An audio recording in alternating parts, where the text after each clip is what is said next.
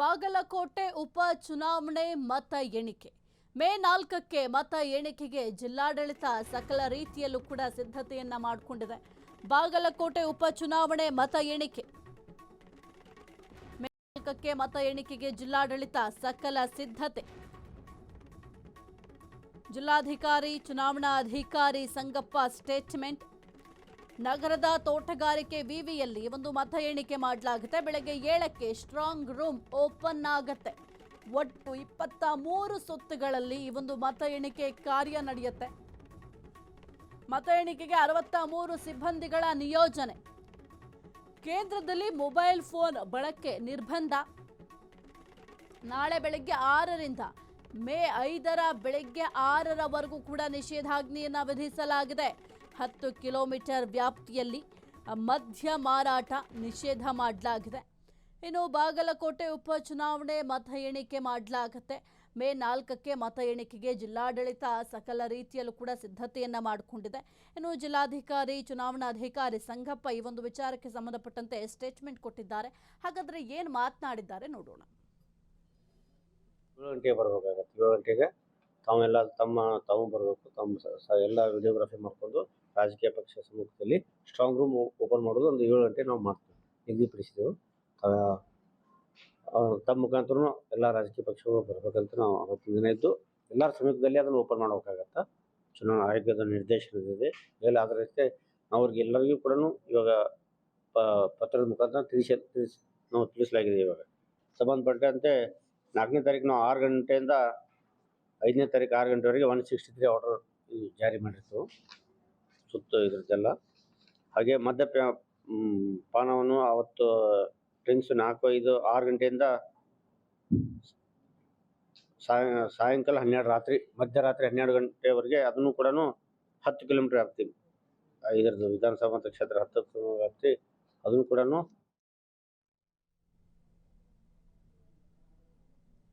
ಬೆಳಗ್ಗೆ 7 ಗಂಟೆಗೆ ಬರಬೇಕಾಗತ್ತೆ. 7 ಗಂಟೆಗೆ ತಾವು ಬರಬೇಕು.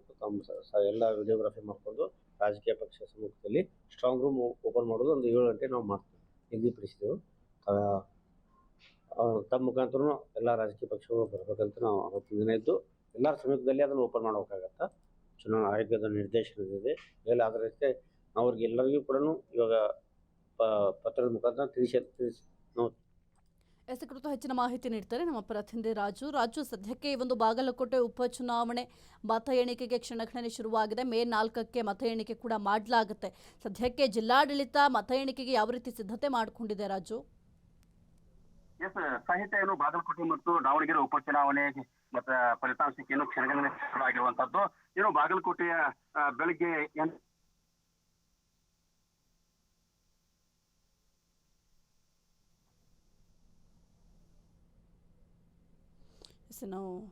ಸಂಪರ್ಕ ಸಾಧ್ಯ ಆಗ್ತಾ ಇಲ್ಲ. ಬಹಳ ಮುಖ್ಯವಾಗಿ ಸಕಲ ರೀತಿಯಲ್ಲೂ ಕೂಡ ಸಿದ್ಧತೆಯನ್ನ ಮಾಡಲಾಗಿದೆ. ಒಂದು EVM ಮತ ಎಣಿಕೆ ಕಾರ್ಯಕ್ಕಾಗಿ 14 ಟೇಬಲ್ಗಳ ವ್ಯವಸ್ಥೆ ಕೂಡ ಮಾಡಲಾಗಿದೆ.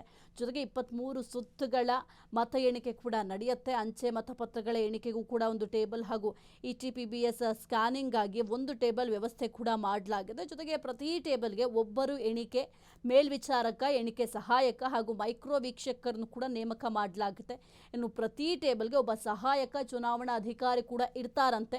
ಬಹಳ ಮುಖ್ಯವಾಗಿ ಒಂದು ಬಾಗಲಕೋಟೆ ಆಗಿರಬಹುದು, ದಾವಣಗೆರೆ ದಕ್ಷಿಣ ಕ್ಷೇತ್ರ ಒಂದು ಪ್ರತಿಷ್ಠೆಯ ಕಣವಾಗಿ ಬಿಜೆಪಿ ಮತ್ತೆ ಕಾಂಗ್ರೆಸ್ ತೆಗೆದುಕೊಂಡಿದೆ. ಹಾಗಾಗಿ ಎಲ್ಲರ ಚಿತ್ತ ಈಗ ಈ ಒಂದು ಬೈ ಎಲೆಕ್ಷನ್ ರಿಸಲ್ಟ್ನತ್ತ ನೆಟ್ಟಿದೆ. ಒಂದು ಕಡೆ ಬಾಗಲಕೋಟೆಯಲ್ಲೂ ಕೂಡ ಸಕಲ ರೀತಿಯಲ್ಲೂ ಕೂಡ ಸಿದ್ಧತೆಯನ್ನು ಮಾಡಲಾಗಿದೆ ಒಂದು ಮತ ಎಣಿಕೆ ಕಾರ್ಯಕ್ಕಾಗಿ.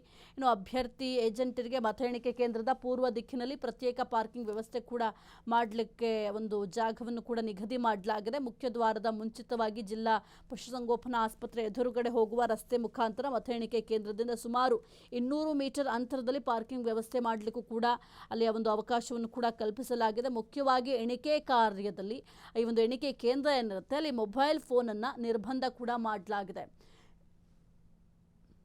ಕುರಿತು ಹೆಚ್ಚಿನ ಮಾಹಿತಿ ನೀಡ್ತಾರೆ ನಮ್ಮ ಪ್ರತಿನಿಧಿ ರಾಜು. ಈಗ ಸದ್ಯಕ್ಕೆ ಅಲ್ಲಿ ಯಾವ ರೀತಿ ಸಿದ್ಧತೆಯನ್ನ ಮಾಡಿಕೊಳ್ತಾ ಇದೆ ಜಿಲ್ಲಾಡಳಿತ ರಾಜು? ಎಸ್ ಸಾಹಿತ್ಯ ಎನ್ನುವಂತ ದಾವಣಗೆರೆ ಮತ್ತು ಬಾಗಲಕೋಟೆ ಉಪಚುನಾವಣೆಯ ಮತದಾನಕ್ಕೆ ಫಲಿತಾಂಶ ಕೆಳಗಡೆ ಶುರುವಾಗಿರುವಂತದ್ದು ಬೆಳಗ್ಗೆ 8 ಗಂಟೆಗೆ ಅಂದ್ರೆ ಬಾಗಲಕೋಟೆಯ ತೋಟಗಾರಿಕೆ ವಿವಿಯಲ್ಲಿ ಈ ಒಂದು ಮತದಾನ ಕಾರ್ಯ ಆರಂಭ ಆಗ್ತಾ ಇದೆ. ಬೆಳಗ್ಗೆ 7 ಗಂಟೆಗೆ ಆರಂಭ ಆಗುವಂತ ಈ ಒಂದು ಮತದಾನ ಕಾರ್ಯಾಗಾರದ ಸುತ್ತ ಏನು ವ್ಯಾಪಕ ಬಿಗಿ ಬಂದೋಬಸ್ತ್ ಕೂಡ ಕೈಗೊಂಡಿರುವಂತದ್ದು. ಈಗಾಗಲೇ ಏನು ಒಟ್ಟು 63 ಸಿಬ್ಬಂದಿಗಳನ್ನ ಮತ ಎಣಿಕೆ ಕಾರ್ಯಕ್ಕೆ ನೇಮಕ ಮಾಡಿರುವಂತದ್ದು. ಈ ಒಂದು ಅಭ್ಯರ್ಥಿಗಳು ಮತ್ತು ಏಜೆಂಟರು ಬೆಳಗ್ಗೆ 7 ಗಂಟೆಗೆ ಈ ಒಂದು ಮತ ಎಣಿಕೆಯ ಕಾರ್ಯಾಂಗಕ್ಕೆ ಬರ್ಬೇಕಂತ ಹೇಳಿ ಒಂದು ಚುನಾವಣೆ ಅಧಿಕಾರಿಗಳು ಹಾಗೂ ಜಿಲ್ಲಾಧಿಕಾರಿಗಳಂತ ಸಂಗಪ್ಪ ಅವರು ಕೂಡ ಸೂಚಿಸಿರುವಂತದ್ದು. ಒಟ್ಟು ಇವಿಎಂ ಮತ ಎಣಿಕೆ ಕಾರ್ಯಕ್ಕಾಗಿ ರೂಮ್ ನಂಬರ್ 4ರಲ್ಲಿ 322 ಮತಗಟ್ಟೆಗಳ ಸಂಖ್ಯೆ ಒಂದು ಮತಗಟ್ಟೆಗಳ ಒಂದು ಎಣಿಕೆ ನಡೀತಾ ಇದೆ. ಒಟ್ಟು 14 ಟೇಬಲ್ಗಳನ್ನ ವ್ಯವಸ್ಥೆಯನ್ನು ಮಾಡಲಾಗ್ತಾ ಇದೆ. ಇನ್ನು ಮತ ಎಣಿಕೆ ಕೇಂದ್ರ ಸುತ್ತ ವ್ಯಾಪಕ ಬಿಗಿ ಬಂದೋಬಸ್ತ್ ಮತ್ತು ಮೊಬೈಲ್ ಫೋನ್ಗಳನ್ನ ಸಂಪೂರ್ಣವಾಗಿ ನಿಷೇಧ ಮಾಡಿರುವಂತದ್ದು ಕೂಡ ಬೆಳಕಿಗೆ ಬಂದಿದೆ. ಹೀಗಾಗಿ ಒಂದು ಮತದಾನದ ಘಾಟದ ಸುತ್ತ ಅಂತಂದ್ರೆ 10 ಕಿಲೋಮೀಟರ್ ವ್ಯಾಪ್ತಿಯಲ್ಲಿ ಯಾವುದೇ ರೀತಿಯಾಗಿ ಮದ್ಯ ಸೇವನೆ ಮತ್ತು ಮದ್ಯ ಅಂಗಡಿ ಇದೆ. ಒಟ್ಟಿನಲ್ಲಿ ನಾಳೆ ನಡೆಯುವಂತಹ ಈ ಒಂದು ಮತ ಎಣಿಕೆ ಕಾರ್ಯ ಸಂಪೂರ್ಣ 1 ಗಂಟೆಯೊಳಗೆ ಸಂಪೂರ್ಣವಾಗಿ ಬಾಗಲಕೋಟೆಯ ಉಪಚುನಾವಣೆಯ ಫಲಿತಾಂಶವನ್ನ ಸ್ಪಷ್ಟವಾಗಿ ಮತ್ತು ಯಾವುದೇ ರೀತಿಯ ಅಹಿತಕರ ಘಟನೆ ನಡೆಯದಂತೆ ಬಿಗಿ ಬಂದೋಬಸ್ತನ್ನ ಕೈಗೊಂಡು ಕೂಡ ಈ ಒಂದು ಸಕಲ ರೀತಿಯ ಸುಧಾರಿತ ವ್ಯವಸ್ಥೆ ಮಾಡಿಕೊಂಡಿದೆ ಅಂತ ಹೇಳ್ಬೋದು ಸಾಹಿತ್ಯ. ಓಕೆ, ಥ್ಯಾಂಕ್ ಯು ರಾಜು ನಿಮ್ಮೆಲ್ಲ ಮಾಹಿತಿಗಾಗಿ. ಕ್ಷಣ ಕ್ಷಣದ ಸುದ್ದಿಗಳಿಗಾಗಿ ಫ್ರೀಡಂ ಟಿವಿ ಸಬ್ಸ್ಕ್ರೈಬ್ ಮಾಡಿ, ಲೈಕ್ ಮಾಡಿ ಹಾಗೂ ಫಾಲೋ ಮಾಡಿ. ಹೊಸ ಸುದ್ದಿಗಳ ನೋಟಿಫಿಕೇಶನ್ಗಾಗಿ ಬೆಲ್ ಐಕಾನ್ ಮೇಲೆ ಕ್ಲಿಕ್ ಮಾಡಿ.